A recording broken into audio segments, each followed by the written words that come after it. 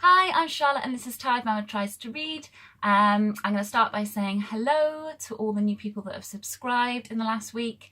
It's been very exciting. I can't believe anybody subscribing. When I first started out, I thought there would be me, maybe my husband, and he would have to make his own YouTube account to do that.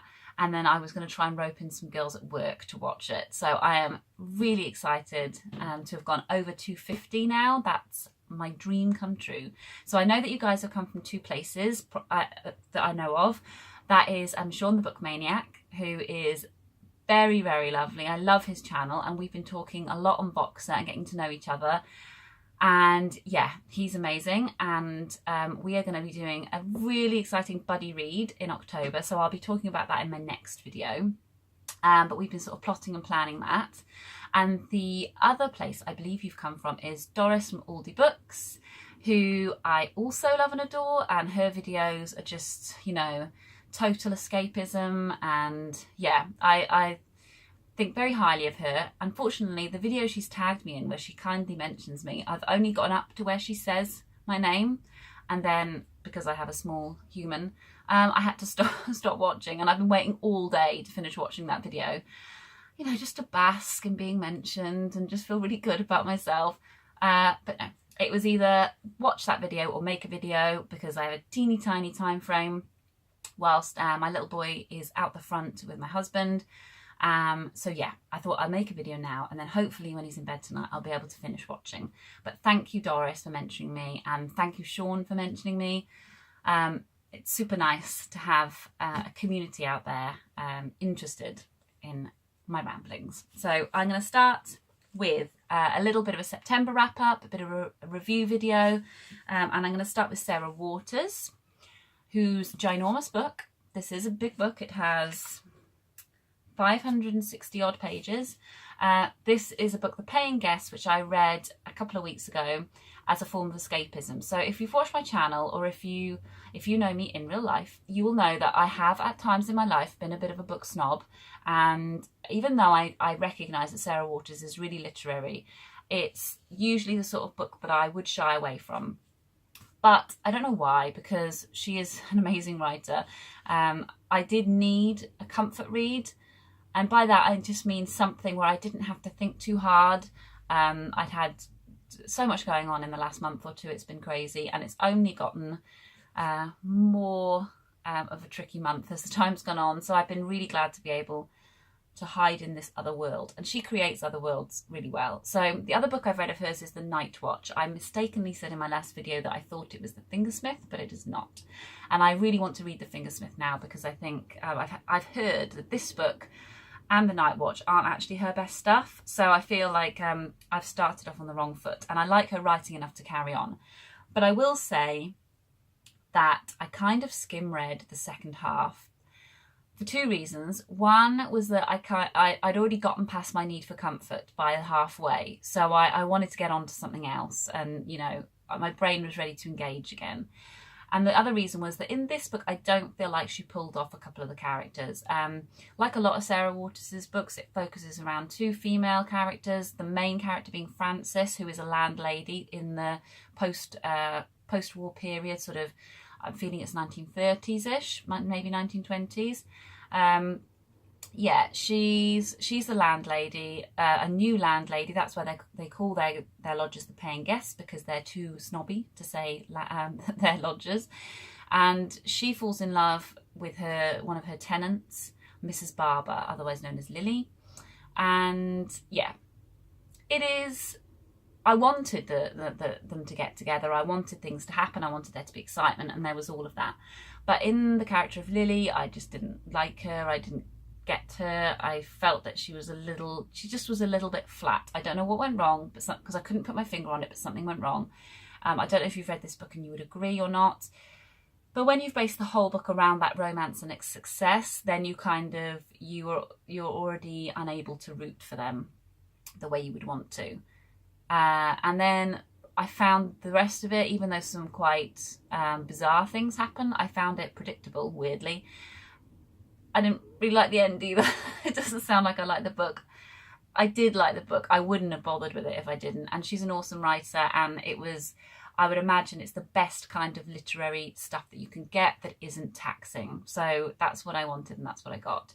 But I think I need to move on to something like Fingersmith. I should also say I don't like plotty things, which I think maybe Shawn would agree with me in that respect, because he loves characterization. I tend to not like plotty things. I don't want to have to turn the page. I want, obviously, the story to progress, and I like it when there's something exciting and I don't know what's going to happen. But I want to be so absorbed by the words that I want to savour every page. So I don't like the idea that I'm skim reading before I even realise I'm skim reading. I don't like flitting down through dialogue to figure out what's happening next.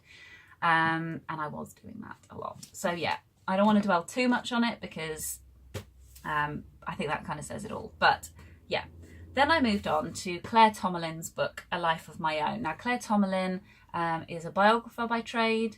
She's done biographies on all the literary greats you can think of, and when I was a bookseller, we used to sell absolutely shed loads of them. So I was interested by the fact she's written about her own life. However, I have stopped reading this. I have DNF'd it. I think I stopped after page 60, which is with my new kind of I've got a new zeal for reading that I haven't had for a long time, because I've been at university just constantly reading books that I have to read. So now that I've got this new passion for it again, I feel like they need to be stricter. And again, talking about what Doris was saying about aggressive reading, I totally agree. I've got, a lot of books on my TBR pile. Half my library is a TBR pile.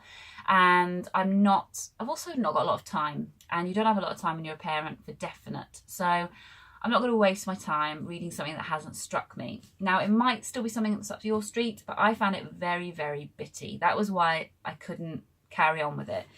It almost read like a kind of a confessional relating of her life to her children, where she wanted to cram in everything, regardless of whether it had any meaning to the story at large or any kind of narrative flow. I found that odd as a biographer, that she wouldn't be concerned about narrative flow, but it felt as though there would be paragraphs with 3 completely disparate sentences about something that had happened at maybe her boarding school, but none of which related to one another.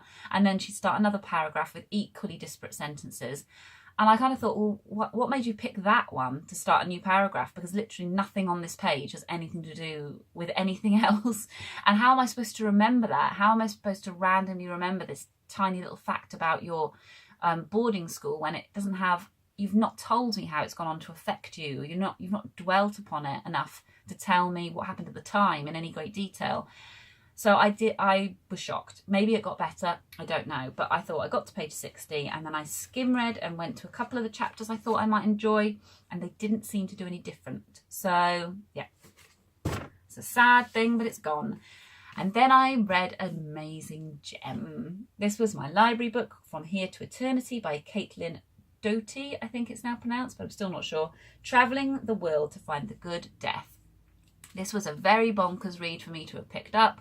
I had another loss, unfortunately, when sometimes lots of people just seem to die in a very short space of time. I very sadly had another loss the past week. Quite a traumatic one. So this did not seem like the ideal read, but I wanted to read it. I was drawn to it.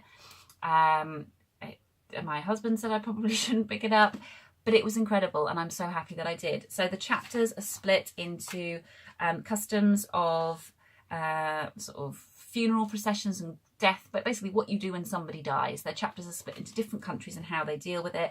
And she says herself that she tries to avoid the really obvious ones, although she does talk about Mexico, but she talks about it in a totally different perspective to probably how you've encountered it before.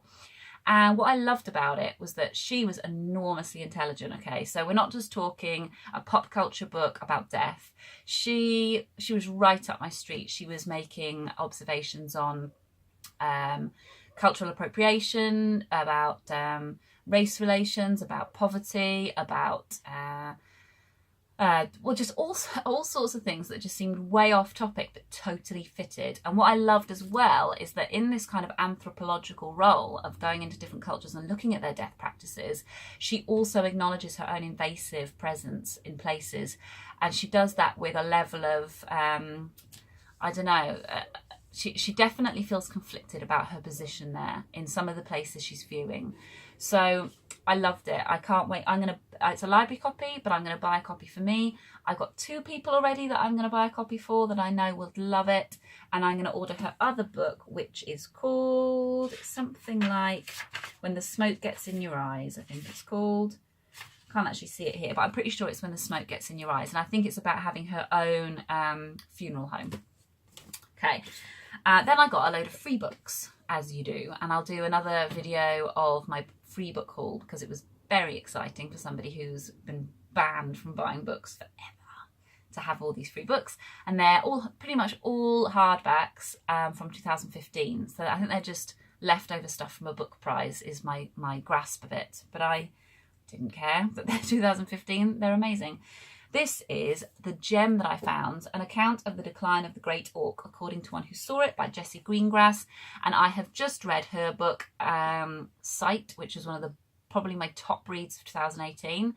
So I couldn't believe this is her first collection of short stories. Sight is a novel, borderline novella. It is quite short. And I've already gone in 2 stories. So I've read the first one. It was very wrenching. It was about the demise of a species. I find that kind of stuff very hard to handle. I'd almost rather read about death than read about the things that humans do to this planet. It's the sort of stuff that stopped me watching the news about a year ago because my anxiety just couldn't handle it. Very, very shameful that I bury my head in the sand on those accounts, but I just can't deal with it at present. So I did find it quite traumatic, but the stories are meant to be all from very, very different perspectives and places and times and themes. So it hasn't put me off the book, and it was a brilliant first story. It was just a bit on the nose for me at the minute. And then I'm working my way slowly through I Know a Woman by Kate Hodges, which is an illustrated history of famous and brilliant women and how they're all connected to each other. So I'm not far in. I'm reading about 1 an evening, but I love it. And it's got really unexpected people in here. And yeah, I would definitely recommend this as the adult version of some of the children's ones that you can get out nowadays. Okay, I'm done. I'm going to go now and get a cup of tea.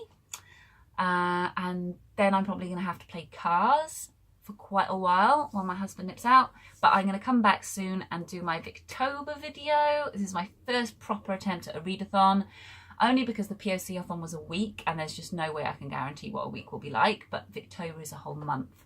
So I have plotted and planned and picked my books, and I can't wait to share them with you. So I hope you're all having a lovely day and it's as sunny as it is here, and I will see you soon. Bye.